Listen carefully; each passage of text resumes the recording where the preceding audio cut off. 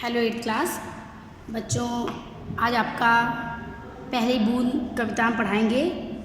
Page number 67 खोलिएगा। ये second term की poem है आपकी। सेकेंड टर्म की पोएम है। आज की डेट कोटेशन 17/11/2020।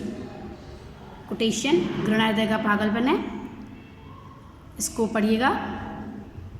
देखिए यहाँ पर पहली बूंद यानी कि ग्रीष्म ऋतु की तपन के बाद जो बारिश की पहली बूंद धरती पर गिरती है तो उससे धरती कितनी प्रसन्न होती है, लोग कितने प्रसन्न होते हैं। धरती झूम उठती है उस पानी की बूंद से, तो मिट्टी की सोंधी सोंधी गंध उठने लगती है।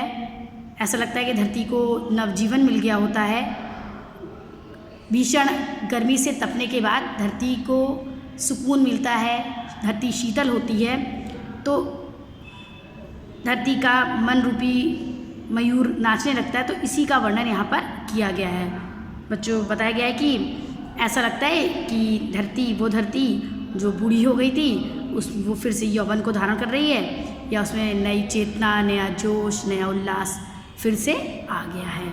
तो इसको देखिएगा। ये पहली लाइन यहाँ पे बच्चों, वह पावस का दिवस, प्रथम दिवस जब पहली बूंद धरा पर आई। प्रस्तुत पंक्तियों में कवि ने उस समय का वर्णन किया है जब ग्रीष्म ऋतु के पश्चात पावस, वर्षा के पहले दिन, जब वर्षा की पहली बूंद धरती पर आई, तो उस समय के चित्र का वर्णन किया गया। देखिए बच्चों, क्लाउड बादल बना हुआ है आपका। ये देखिए पेड़ बना हुआ, कितना हरा भरा हो गया, बूंदें गिर रही हैं। तो यहाँ पर कवि कह रहे हैं कि वर्षा का पावस का पहला दिन था जब पानी की बूंद धरती पर आकर के आई। गर्मी से तपती हुई धरती पर पानी की बूंद आकर के गिरी। अंकुर फूट पड़ा धरती से नव जीवन की ले अंगड़ाई। वो धरती जो सूख गई थी, तप रही थी, चारों तरफ वनस्पतियाँ, पेड़ पौधे, घास सूख गई थी, झुलस गई थी। अब ऐसा लग रहा था कि नम होकर के, शीतल होकर के धरती में से अंकुर फूट पड़ा हो, अंकुर फूट पड़ा हो, नव जीवन की ले अंगड़ाई। ऐसा लग रहा था कि मानो जो अंकुर था वो भी जीवन से निराश होकर के थक चुका था, दब गया था धरती के अंदर। अब जब पानी की बूंदें पड़ी धरती पर तो वही अंकुर, नए नए कोपल, नए नए पल्लव, सब अंकुर धरती से फूट पड़ा नए जीवन की अंगड़ाई लेकर। ऐसा लगा कि उसको नया जीवन मिल गया। जैसे शिशु होता है, बच्चा होता है, तो वो अंगड़ाई लेकर के धरती पर जन्म लेता है, आता है, तो वैसे ही अंकुर भी नए जीवन की अंगड़ाई लेते हुए, इठलाते हुए, प्रसन्न होते हुए धरती से बाहर निकल पड़ा हो। उसे देखकर ऐसा लगा, चारों तरफ काले काले बादल छा गए हैं, छा जाते हैं, लोग उसे देखकर प्रसन्न हो जाते हैं। लोगों में आशा जग जाती है कि अब उन्हें गर्मी से मुक्ति मिल जाएगी। इतना बच्चों आपको समझ में आ गया। अगला देखिएगा। धरती के सूखे अधरों पर गिरी बूंद अमृत सी आकर से। धरती, ऐसा लग रहा था कि धरती जीवन से निराश हो चुकी थी, गर्मी से उसके होंठ सूख गए थे, बहुत ज़्यादा उसे पानी की ज़रूरत थी। तो अचानक से जो बारिश की पहली बूंद थी वो अमृत की समान उसके सूखे होठों पर आकर के गिरी, और जब सूखे होठों पर आकर गिरी तो उसने उसको नया जीवन दे दिया।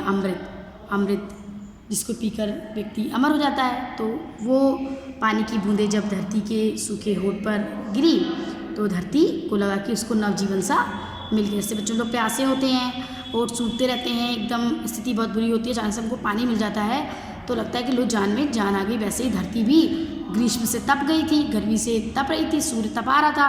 अचानक से वो पानी की बूंद धरती पर आकर गिरी तो लगा कि वो अमृत के समान नवजीवन देने वाली या अमर करने वाली पानी की बूंद जो थी वो धरती को नया जीवन देने वाली, अमर करने वाली थी। उससे धरती पर हरियाली आ गई।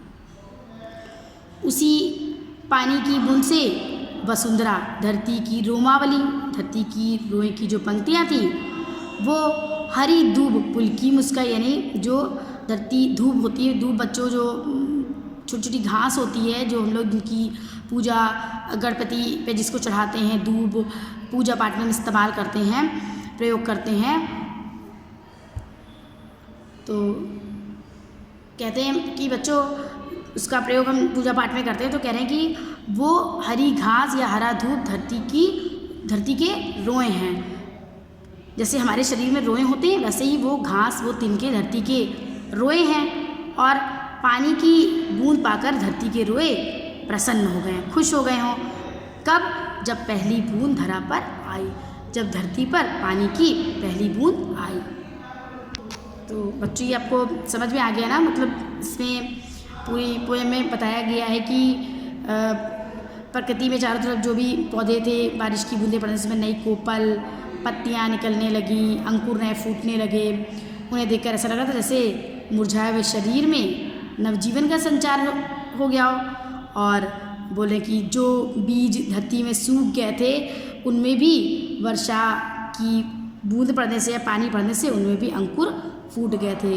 और इस तरह से वो अंकुर अंगड़ाई लेते हुए बाहर प्रकट होते। देखा है बच्चों, कभी कभी छोटे छोटे बीज होते हैं, वो धरती पे सूख गए होते हैं, अचानक से पानी पड़ता है तो फिर से वो नया रूप दे करके धरती पर प्रकट होते हैं। तो यहाँ पर उसी का वर्णन किया गया है। ओवरऑल बोला गया कि